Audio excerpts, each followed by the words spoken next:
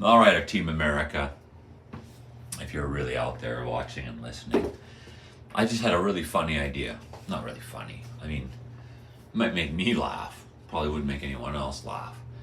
But when I was a kid, these people tried to force me to play charades at a really young age. I think it was like grade 7 or something like that. I couldn't stand. I didn't want attention as a child or anything. I didn't want to be in the spotlight or anything. I didn't want to do sports or anything. Just wanted to play and have fun.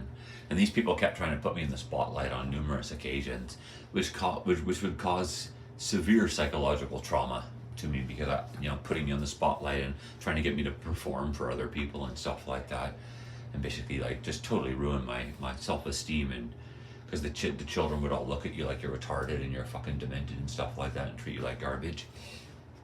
Also, they wanted to force me to play charades and stuff like that.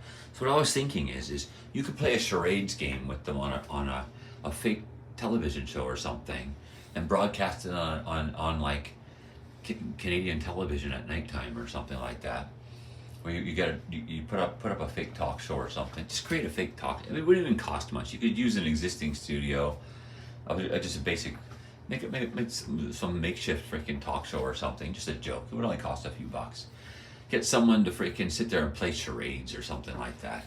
And you could play charades, or like, you could somehow get them to guess the names of like Chris. And then guess like using Chris Hemsworth or something, like Avengers. You can create like an Avengers themed type thing, where it's like you could get them to guess Chris Hemsworth and to basically say Chris, and then you could guess them to guess Bruce Banner, which would be like Bruce, and then something to do with bearing a ton,